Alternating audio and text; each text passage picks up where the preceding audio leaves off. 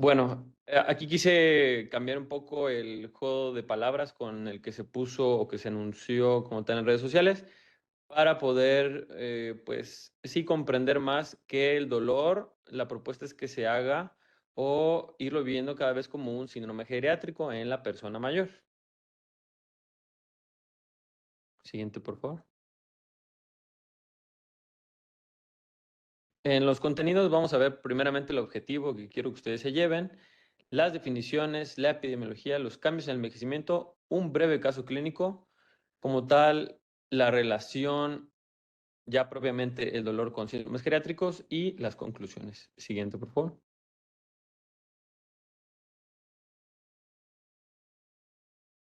Bien, entonces el objetivo que quiero que ustedes se lleven es que hay que reconocer el dolor crónico como un síndrome geriátrico con un potencial de interactuar con todas las esferas de la calidad de vida de una persona mayor, es decir, la esfera física, la esfera psicoafectiva, ambiental, social y espiritual. Vamos a ver más a detalle por qué es que el dolor impacta en cada una de estas esferas en la persona mayor.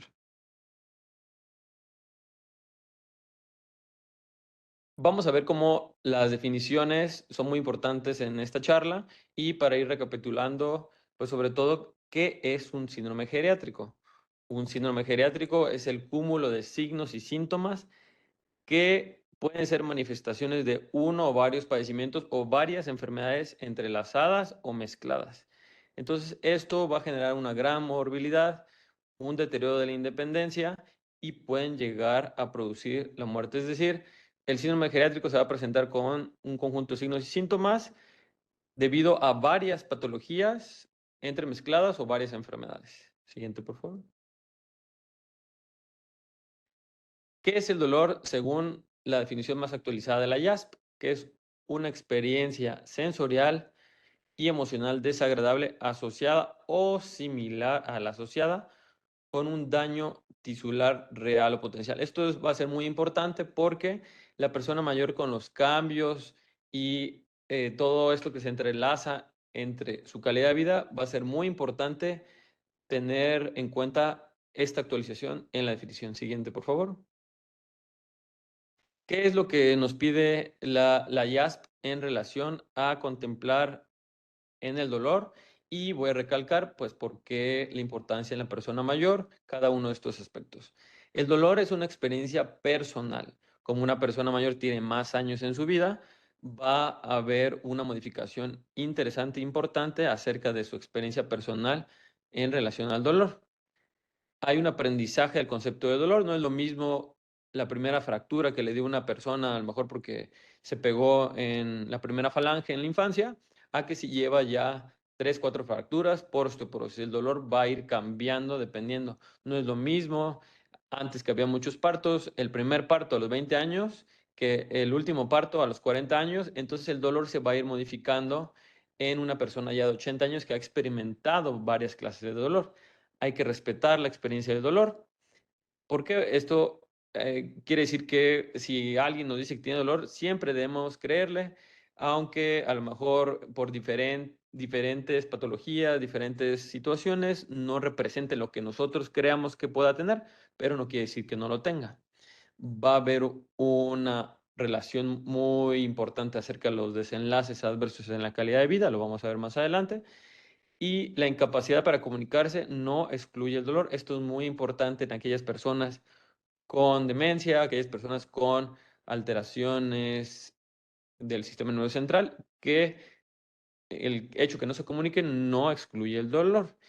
Y todo esto se puede ir modificando, como ya he ido resaltando, con el paso de los años. Siguiente, por favor. Bueno, aquí pues les pongo la clasificación para que recordemos, puntualicemos cómo podemos clasificar el dolor. El dolor se clasifica por duración, agudo y crónico. Vamos a ver la definición específicamente del crónico, que es el que vamos a tener ahorita recalcando con mucha importancia, como un síndrome doloroso, es decir, nociceptivo, neuropático, mixto o nociplástico. Ojo con esta definición, la última, ya que es una de las nuevas y también es muy prevalente en la persona mayor y quiero que ustedes también la tengan en cuenta en su práctica porque nos hemos topado muy seguido con este tipo de dolor y a veces mucho personal de la salud no lo identifica. No Puede me dividir vale. por causa, no oncológico y oncológico, y por intensidad. Sí, no Siguiente, me. por favor. Sí, dile de cosas, no es posible. Y hablo vigilancia y cuando estoy terminando la llamada toca. Y si ya llegó. Ajá. Gracias, joven, ¿no? Y voy y le hablo. Y era un chavo nuevo que nunca me Siguiente, había visto. por favor, doctor. Joven, pero tampoco muy viejo, ¿no? Pero como bobolón, así como apenado, como... Ay,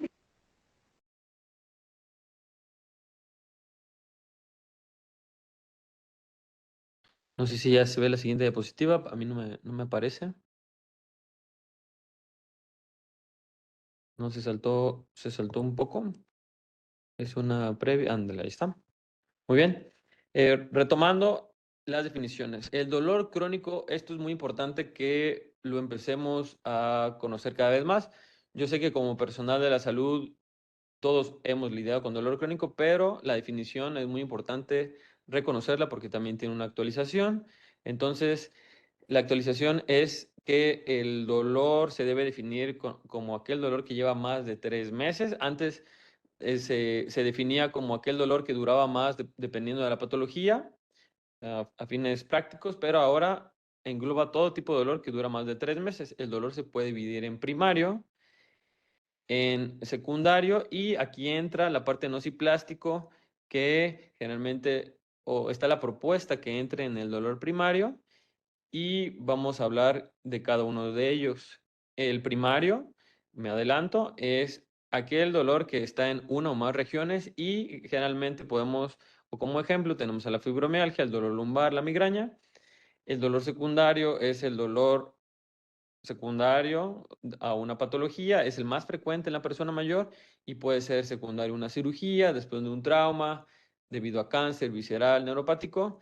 Y, ojo, me regreso en el nociplástico. El nociplástico es un proceso anómalo nociceptivo y no hay un daño demostrado. Por ejemplo, en relación a las pláticas recientes que han habido de fractura de cadera, una persona con fractura de cadera ya se le puso su prótesis, ya llevó su tratamiento médico, no farmacológico, farmacológico y rehabilitación, se le quita el dolor y se vuelve a caer en la misma banqueta que se cayó y empieza a tener un dolor igualito al que tuvo. La llevan al ortopedista, la llevan al geriatra y resulta en los estudios que no hay fractura, no hay un daño, no hay inflamación, pero le duele igualito.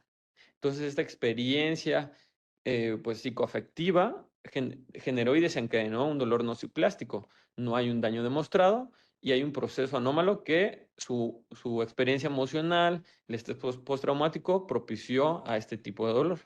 Siguiente, por favor. Bueno, vamos a pasar a la siguiente etapa de la presentación. El dolor en la persona mayor, su prevalencia, envejecimiento y herramientas. Siguiente, por favor. Entonces, hablando en relación a la prevalencia, aquí le pongo el esquema acerca de los tipos de dolor. En el caso del dolor crónico, lo dividimos en primario y secundario. El secundario es el más frecuente en la persona mayor. No me voy a meter tanto en los subtipos, pero podemos ver que ya está propuesta de subcategorizar el dolor para poder estudiarlo mejor. Si tenemos dolores primarios en la persona mayor, migrañas crónicas, dolor primario visceral, tenemos también fibromialgia, y en el caso de los dolores secundarios, que son los más frecuentes, vamos a hablar de cada uno de ellos. Siguiente, por favor. Acerca del dolor, el dolor secundario crónico en la persona mayor, tenemos esta estadística donde el dolor crónico de espalda es el más frecuente. Se acerca a un 60% de los, ya si subdividimos el dolor crónico. Si nosotros hablamos acerca de dolor generalizado, podemos llegar a estadísticas, sí, incluso hasta el 60% en la comunidad y un 80% en hospital, en asilos, en residencias, en casas de día. Pero de manera ambulatoria podemos llegar hasta el 60%. Dentro de este 60% está el dolor crónico de espalda, está el dolor musculoesquelético ya llegando a un 40%, el dolor neuropático a un 35% y el dolor crónico en general, que también está reportado en diversos estudios hasta un 50%. Siguiente, por favor. Entonces, es muy importante y quiero recalcar que el dolor crónico debe de verse como una patología. El dolor agudo nos avisa que algo está pasando, pero el dolor crónico ya se debe ver como una patología. Aquí tenemos otro esquema también un poco más didáctico acerca de los principales tipos de dolores reportados en mayores de 65 años, donde la cefalea crónica está en un 4%, el dolor de cuello en un 4% también, el dolor neuropático casi hasta el 50%, esto muy en relación a la diabetes, el dolor crónico de espalda en esta literatura el 45%, cadera 20%, dolor no especificado articular 40%, rodilla 18%, pie 14% y mano 15%. Como verán, son dolores que también si lo podemos clasificar es habitualmente dolores multisitio, es decir, en uno o más regiones y esto hay que tenerlo muy, muy en cuenta. Siguiente, por favor. Bueno, ya hablando como tal de los cambios de la fisiopatología o los cambios del envejecimiento y que puedan presentarse a la persona mayor, les tengo este esquema, esta propuesta que está dada por Dagnino y su grupo de colaboradores, donde pues así como tenemos cambios que ya lo hemos hablado, cambios en la piel, cambios neurocognitivos asociados al paso del tiempo, sí se ha postulado que hay cambios asociados al paso del tiempo también con respecto a la respuesta del dolor, que es lo que podemos ver de manera más generalizada en la literatura. Y quiero recalcar que es muy importante que el envejecimiento es heterogéneo. Al ser heterogéneo, no todas las personas van a tener el mismo tipo de envejecimiento o la misma forma de envejecer, pero el paso del tiempo es inevitable y entonces tenemos estos cambios propuestos y que se han podido ver sobre todo en modelos animales. El estímulo doloroso como tal va a disminuir en relación a la percepción del calor en la mayoría de las personas mayores. Hay más percepción al dolor de tipo mecánico. Hablando acerca del diagnóstico del dolor crónico, hay más aceptación al dolor. Esto pues es un poco sociocultural porque se tiende a menospreciar el dolor culturalmente. Hay menos niveles catastróficos por esto mismo, así como también hay más niveles de ansiedad, depresión, insomnio, que lo vamos a tocar ya en la interrelación de los síndromes geriátricos. Con respecto al dolor agudo, también es muy importante mencionar que hay una menor percepción, el umbral es mayor, es decir, generalmente la persona mayor requiere más estímulo para percibir un dolor agudo. Hay menor sensibilidad al dolor leve. Hay unos ejemplos muy interesantes como en las cicatrices postquirúrgicas, en algunos tipos de cánceres, incluso en peritonitis, y por eso a veces se retrasan los diagnósticos de abdomen agudo en la persona mayor. Con respecto al dolor persistente, así categorizado, es menos tolerado y hay síntomas progresivos. Y el dolor tiende a ser menos desagradable, genera colapso, hay sedentarismo y hay una interrelación con el deterioro cognitivo, que también lo vamos a ver. Siguiente, por favor. En relación al proceso nociceptivo ya como tal en la fisiología del dolor, vamos a tener también ciertos cambios. Dentro de estos cambios, si recordamos como tal la fisiología del dolor, en la transducción, transmisión, modulación y percepción, tenemos que en esta primera etapa de transducción, que es donde la señal mecánica externa se traduce en la piel y se va hacia un impulso ya como tal eléctrico nervioso, puede tener cambios asociados al paso de los años, como sería en la piel, en los mecano y quimio y baroreceptores. Ya llega en la transmisión al sistema nervioso central.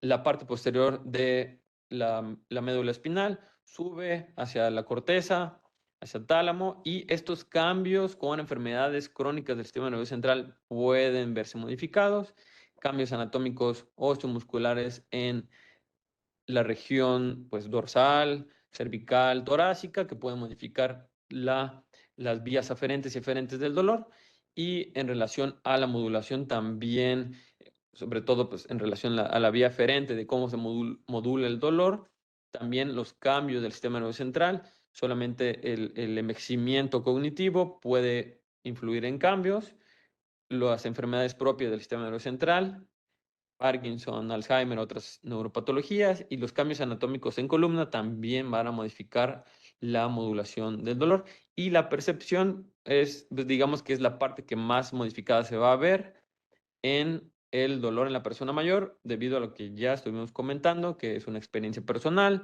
Hay cambios relacionados a los síndromes geriátricos que vamos a tocar, la pluripatología, lo cultural y la historia de vida. Siguiente, por favor.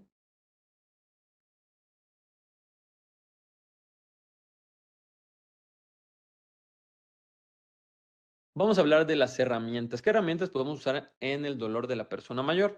La propuesta inicial es utilizar las herramientas que se utilizan en toda la población, es decir, la escala analógica visual del dolor, la escala de expresión facial. Vamos a tener otras escalas también que se pueden utilizar si queremos ir más allá. Siguiente, por favor. ¿Cómo sería la de catastrofización del dolor? Es decir, qué tanto impacto está generando nuestro dolor. Hay un cuestionario acerca del dolor y la calidad de vida y un cuestionario acerca del dolor y el dolor neuropático que también se puede utilizar. El siguiente, por favor. Bien, la siguiente. Ok.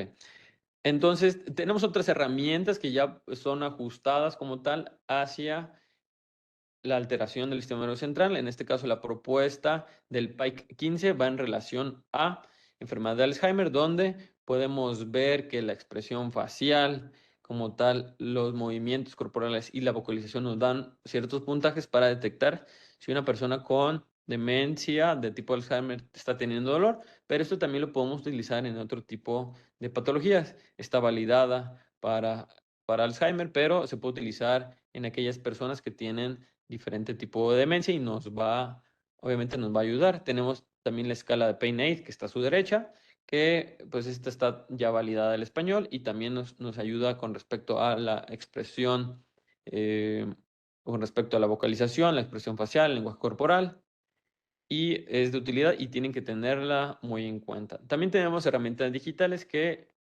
hay calculadoras internacionales que nos pueden apoyar rápidamente a sacar estas escalas del dolor y se pueden apoyar. Vamos con el caso clínico. Bien. Entonces tenemos a la señora Tonatsin de 96 años. Quiero que visualicen pues una edad, una persona mayor de esa edad en promedio. Aquí pues ella tiene unas características muy peculiares. De ocupación se dedica al hogar, es viuda de hace 40 años. De escolaridad primaria tuvo más de 10 trabajos y oficios como costurera, maestra de confección, joyera, poeta y docente de cocina con siempre preocupación con una buena alimentación, actividad física, caminata hoy en día, pero entre los 30 y 70 años hizo yoga, kung fu y natación.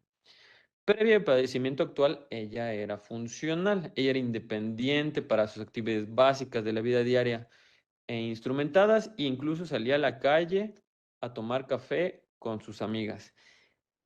Sus hijos negaban que hubiera algún deterioro cognitivo. Dirigidamente preguntamos si estos cambios que decían ellos que era olvidos propios de la edad, si impactaban en la funcionalidad y eran negados rotundamente.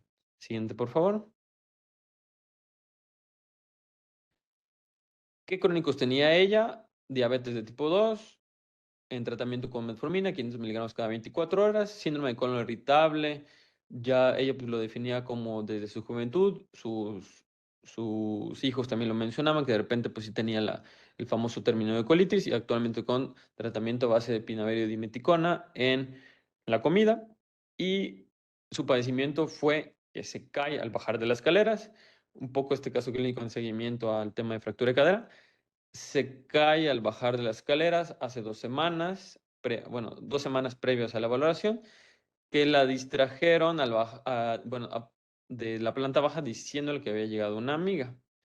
Se cae, se desliza 4 escalones de sentón y es valorada ese día por traumatólogo con una radiografía previamente en domicilio y hay un reporte de fractura de rama isquiopúbica derecha con indicación de manejo conservador, movilización en cama, deambulación mínima al baño, así como mantenerse sentada en reposet. Siguiente, por favor. Sus hijos solicitan tras 2 semanas de esta situación la valoración por parte del equipo de geriatría en domicilio y ellos reportaban que había hiporexia, pérdida no cuantificada de peso, somnolencia, alucinaciones nuevas y fluctuantes, deseo de muerte, inmovilidad, mareo al moverse, estreñimiento, urgencia urinaria con ardor, alteración de la orientación, dolor a pesar de uso de 3 grupos farmacológicos para el dolor, opioide, COX-2, paracetamol, alodinia, al roce de la piel. ¿Esto a qué me refiero? A que había una sensación dolorosa cuando no debería haberlo.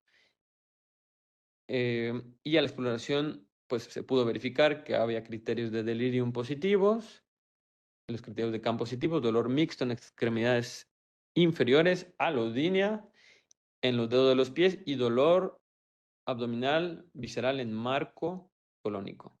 Se integró un diagnóstico presuntivo en los que ya tenía, pues diabetes, fractura pélvica, síndrome de colon irritable, y se agregó pues la infección urinaria, el dolor mixto por fractura, el dolor crónico visceral primario, así se define aquel dolor relacionado a un síndrome de colon irritable, es decir, un dolor crónico visceral primario, un duelo por pérdida de la salud.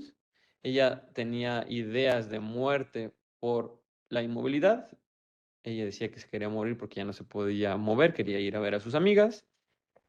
Abatimiento funcional agudo, inmovilidad, delirio hipoactivo, un riesgo alto de desnutrición y un estreñimiento agudo. Es decir, una persona que solamente aquejaba diabetes, colon irritable, se le agregaron todos estos síndromes geriátricos.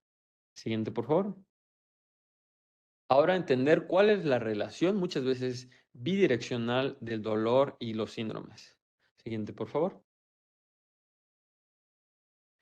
Bueno, aquí les pongo un esquema bueno, la propuesta está también por el grupo de Dagnino acerca de, pues, tener en cuenta con qué está pasando la persona mayor y dolor y me tomé la libertad en hacerlo en un esquema y donde podemos ver esta interrelación entre dolor y síndromes geriátricos, deterioro inmovilidad, ansiedad, fragilidad, delirium, depresión y polifarmacia que vamos a ver más adelante. Siguiente, por favor.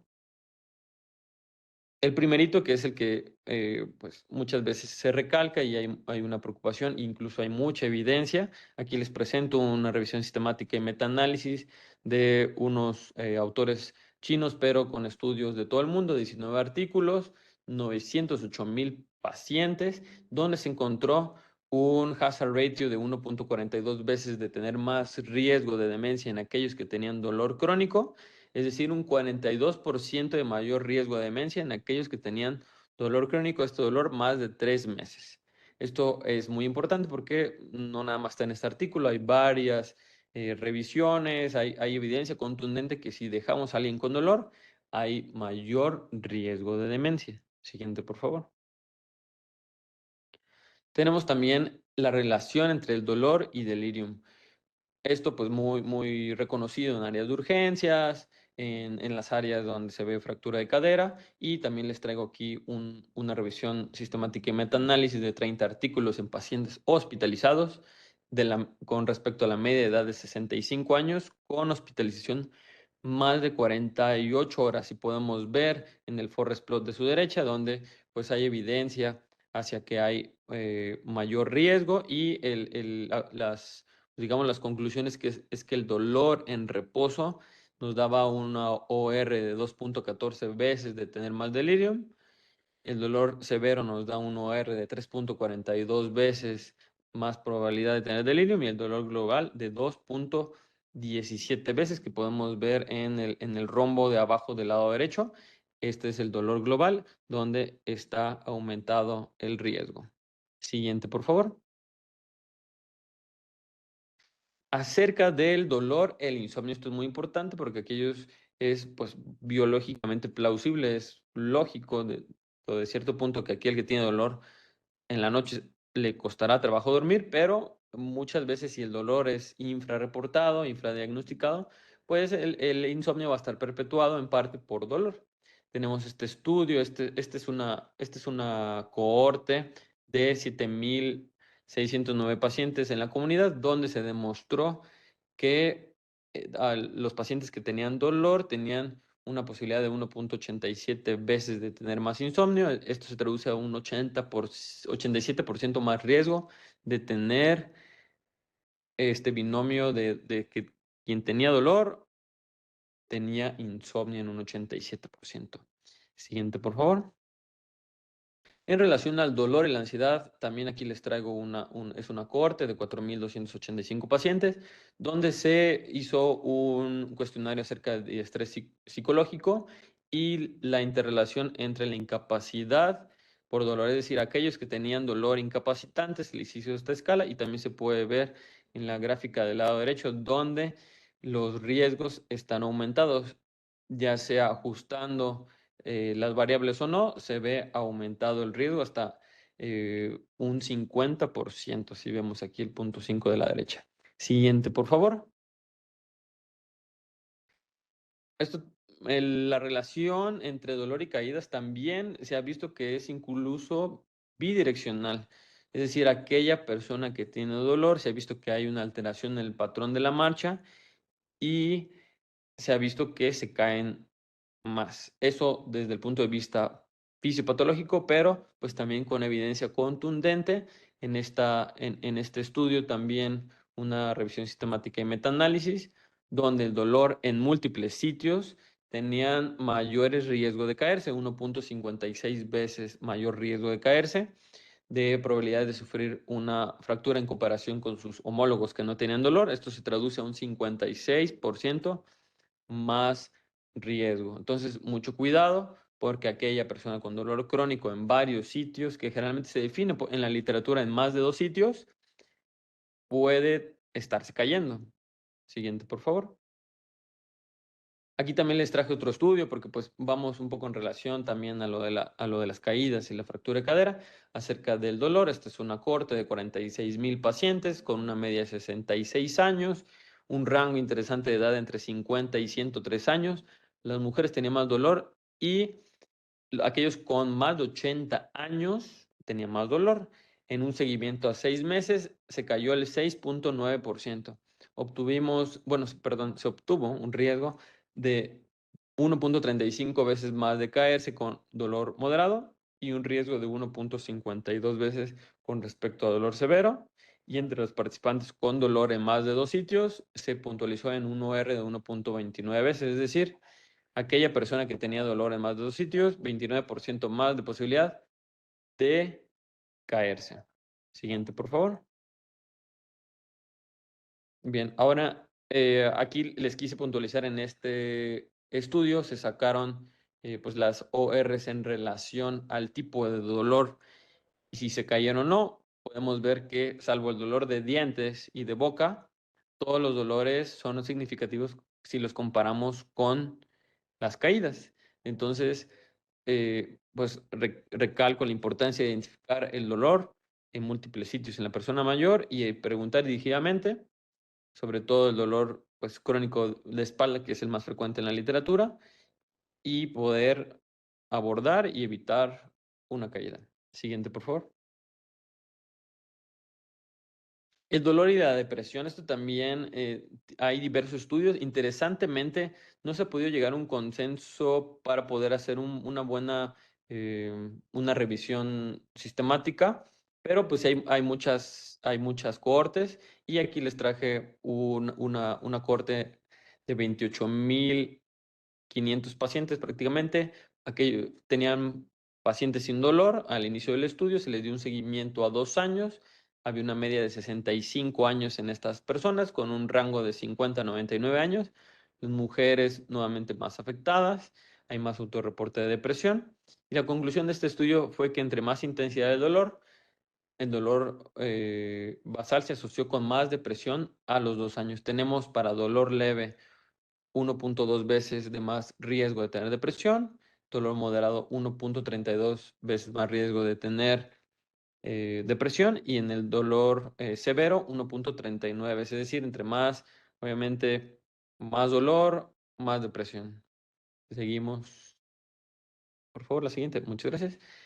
Acerca del dolor y abatimiento funcional, este síndrome geriátrico, que hay una disminución de las actividades de la vida diaria, como fue el caso clínico, y pues en consecuencia también en relación a la calidad de vida. También aquí les traje un estudio. Este es una cohorte de 5.500 pacientes con mediana de 74 años, un seguimiento a 7 años, donde en la raya de arriba es la que se representa aquellos que tenían dolor.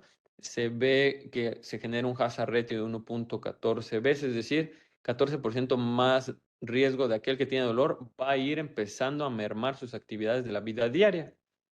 Y pues obviamente depende del tipo de dolor.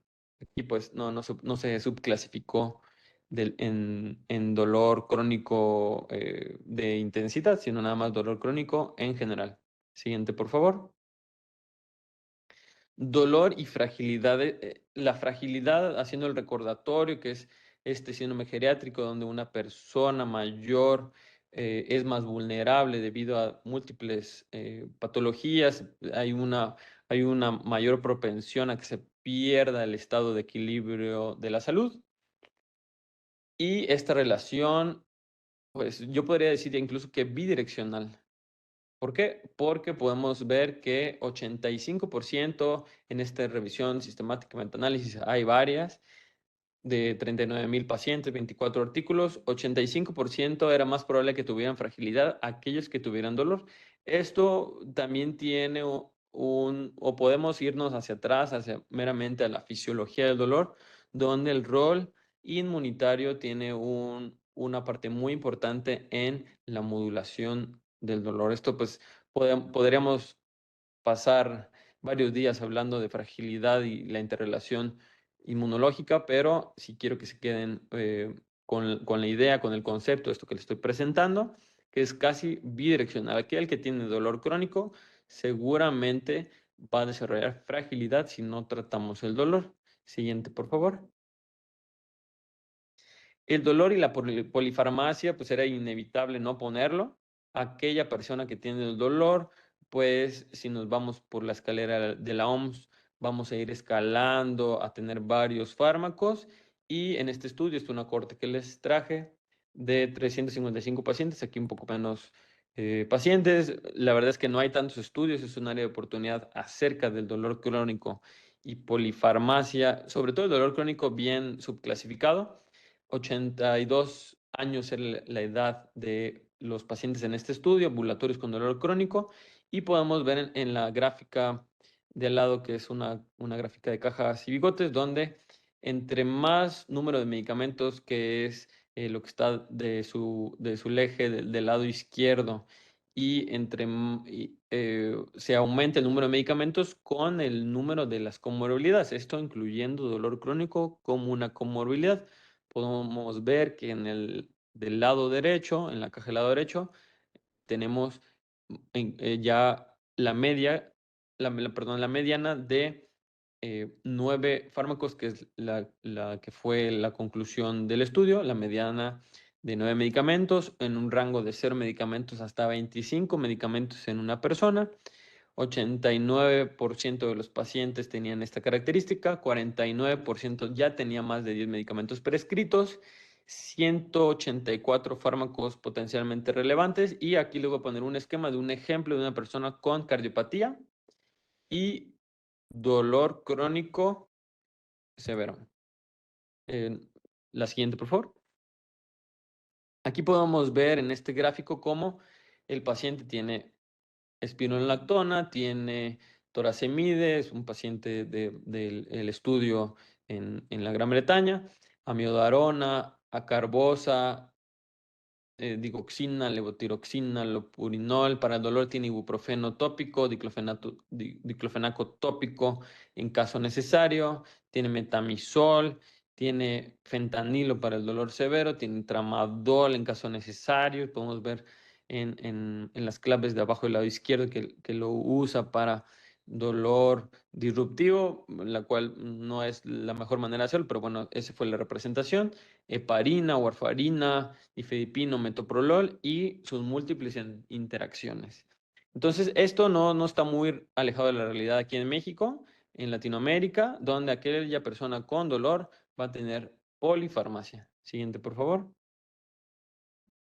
Bueno, ya concluyendo y quiero que aterricen todos estos síndromes con lo que hablamos del caso clínico, donde una persona que tenía un dolor crónico visceral primario por colon irritable, se le agregó un dolor agudo que seguramente se podrá volver crónico por una fractura pélvica y empezó con múltiples síndromes geriátricos. Entonces, no, el dolor en la persona mayor no nada más es de cuánto le duele del 0 al 10. Oiga, señálame la cara de esta herramienta para ver cuánto le duele. No, el dolor va más allá en la persona mayor, donde tenemos que ver todas las esferas de la calidad de vida de una persona. Ya podemos ver en esta introducción acerca de los síndromes geriátricos y que hay unos que incluso son eh, con una relación muy importante, incluso bidireccional. Ahora, ¿cómo ayudar a una persona mayor con dolor? Esta es una introducción a lo que vamos a ver más adelante acerca en otras ponencias acerca de manejo farmacológico, no farmacológico. ¿Cómo vamos a ayudar a una persona mayor que ya detectamos todas estas características? Siguiente, por favor. Personalizando el manejo, es decir, haciendo un traje a la medida. Porque, como hablamos, la persona mayor es heterogénea, el envejecimiento no es igual de una persona a la otra, no es lo mismo el envejecimiento de una persona, ahora que estuvo de moda las Olimpiadas, que hacía maratones y se cuidó en su alimentación para poder competir, a una persona que envejeció con hipertensión, diabetes y enfermedad del riñón. Aunque sean gemelos, seguramente envejecerá muy diferentemente a aquella persona que no cuidaba su alimentación, no hacía ejercicio, no llevaba un equilibrio. Entonces, ¿cuál es la propuesta aquí que tenemos de este grupo de estudio en España? Donde pues hay diferentes escalas que podemos adaptar en la persona mayor. Generalmente nos vamos a topar con un infradiagnóstico, en un dolor crónico. Hay un peor autorreporte. Tenemos que ver todas las esferas de la calidad de vida. Tenemos que ver todas las comorbilidades. Tenemos que ver qué efectos adversos ha presentado incluso a otros fármacos o si alguna vez en aquella cirugía de hace 30 años, si tuvo reacción adversa a la anestesia o reacción adversa a un fármaco, el proceso neurodegenerativo esperado para su edad, los síndromes geriátricos, los cambios en la tolerancia acerca del dolor, si es una persona que tiene una comunicación verbal reducida, contemplar que seguramente ha estado infratratado y, muy importantemente, que hay manifestaciones atípicas en la persona mayor que ha sido objeto de charla en otras pláticas. La siguiente, por favor. Y bueno, en relación a conclusiones, quiero que se lleven que el dolor en la persona mayor se puede considerar como un síndrome geriátrico, es decir, el dolor va a ser una manifestación de signos y síntomas consecuencia de varias patologías mezcladas. Por ejemplo, aquella persona que tiene pues una patología degenerativa de columna, que ha tenido a lo mejor múltiples cirugías y que sufrió, por ejemplo, herpes zóster, que es muy frecuente, ¿no? El dolor va a estar mezclado, va a ser generalmente un dolor mixto si no está bien tratado. Y esto quiero que se lo queden muy en cuenta porque, recalco, va más allá de decir, ¿le duele leve, moderado y severo o le duele del 0 al 10? El dolor no debe medirse únicamente con números, sino con la historia de vida. Varios síndromes geriátricos tienen una relación bidireccional o muy cercana a una relación bidireccional, como vimos con la fragilidad, y que estamos obligados a descartar. Aquellos con deterioro cognitivo, aquellos que ya progresaron como tal una demencia, aquellos con polifarmacia, con fragilidad, delirium, insomnio, que son las que más riesgo tienen de desarrollar teniendo dolor, y esto les debe pues quedarles pues como recordatorio de tratar de indagar acerca de estos síndromes geriátricos. Y les quiero dejar una frase que se me hizo muy interesante, que la encontré en redes sociales de una colega algóloga y está para reflexionar. Las personas no fingen tener dolor, fingen estar bien. Y yo creo que todos nos hemos topado con personas mayores que la cuestión sociocultural, la cuestión generacional que les tocó a aquellos de 75 para arriba, aquellos de entre 60 y 75, tuvieron una educación diferente con respecto a aceptar o no el dolor, reportar o no el dolor. Y quiero que les quede pues esta frase también como recordatorio. Muchas gracias a todos por su atención y pues estoy atento con las dudas.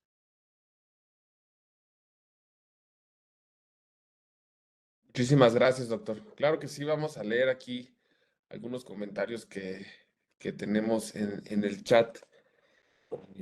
El doctor Armando Méndez nos menciona pues la relevancia de efectivamente hacer una adecuada semiología del dolor e individualizar el tratamiento acorde del paciente. Me parece pues muy importante. Digo, han habido estudios de cómo podemos realizar cierta exclusión de los pacientes y precisamente al ser un grupo vulnerable, vulnerabilizarlo más, ¿no? Había el ejemplo de un estudio australiano que nos decían de que alguien sin deterioro cognitivo, al llegar a urgencias, su dolor era atendido en menos de 60 minutos y que a algún adulto mayor con deterioro cognitivo, pues el hecho de llegar con dolor y la preocupación de los médicos de no cometer mala prescripción podía retrasar incluso pues la prescripción de analgesia, ¿no?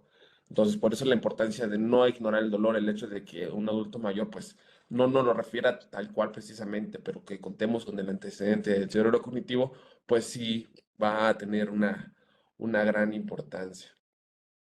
Sí, quisiera ya agregar que incluso ya está la propuesta desde hace varios años de utilizar aplicaciones relacionadas con detección de dolor, con pues características faciales.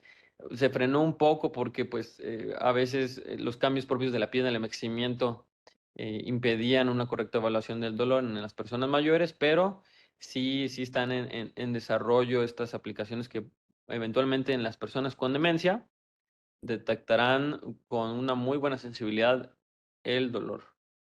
Así es. De ahí, por ejemplo, usted mencionaba la escala de Pike 15. Dentro de la escala de Pike 15, pues se me hace muy relevante por el hecho de que fue una herramienta, fue realizada en diversos países y fue multiherramienta. Ellos lo ponen multitool.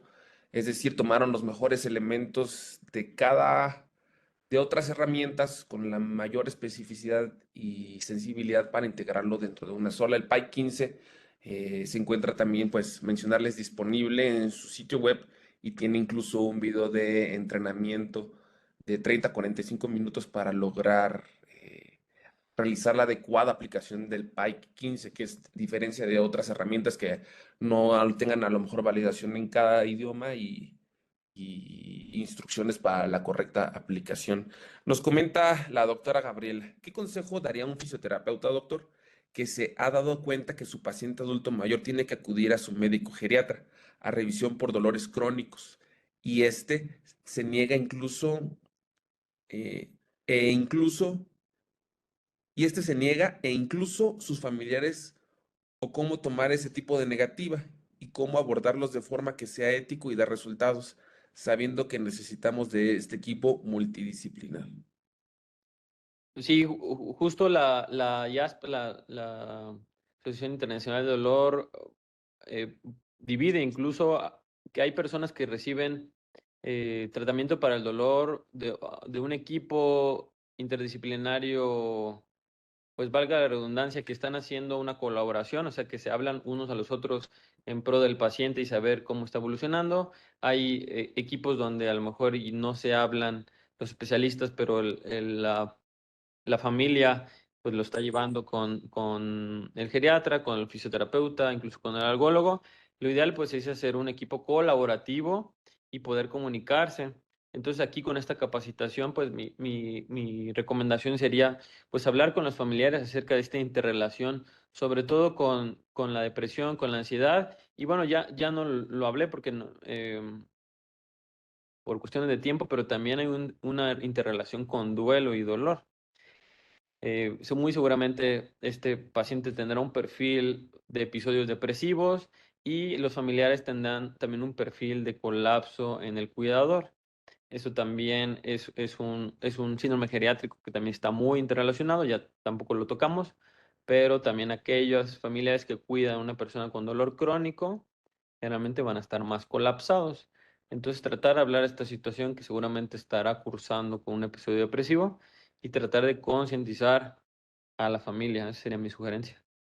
Así es. Y también, pues, no olvidar que dentro de el plan general de rehabilitación, el manejo del dolor es de los primeros puntos que se tiene que tomar en un plan de rehabilitación. Digo, generalmente lo manejamos en secuencia de manejar el dolor, arcos de movimiento, posteriormente fuerza y otros componentes de mayor complejidad como equilibrio, pero siempre generalmente dentro de un plan de rehabilitación para mejorar el potencial de rehabilitación, pues el adecuado manejo analgésico del paciente para favorecer la cooperatividad que pueda presentar este mismo. ¿De acuerdo?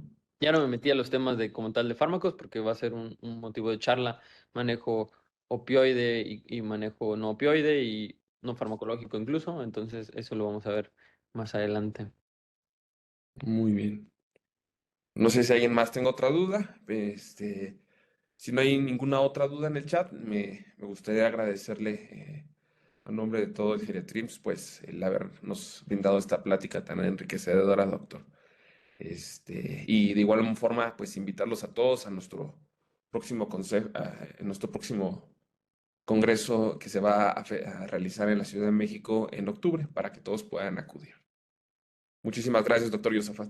Muchas gracias por la invitación y de repente en las otras sesiones entra la duda si puede ver otra vez la charla, lo pueden ver en el YouTube de la Academia Mexicana de Geriatría, también lo pueden ver en Spotify de la Academia Mexicana de Geriatría y pues nos estamos viendo, doctor, en el Congreso de Geriatrims ahorita en octubre y pues también los invitamos también para que manden sus carteles de investigación, manden sus fotos, porque va a haber concurso de fotos, y los que son parte de las sedes formadoras de geriatría en México, para que inscriban a sus participantes para el concurso de conocimientos. Los Dentro del temas Congreso, aquí, hacen una pregunta, ¿qué temas se van a abordar? Son temas de enfocados a envejecimiento saludable. Ujú. Y envejecimiento saludable va a ser el tema central del Congreso. Ya tenemos en la página disponible pues el programa. De acuerdo. es correcto. Muy bien. Bueno, pues muchísimas gracias, doctor Yusufat. Hasta luego, nos vemos pronto. Gracias a todos por su atención.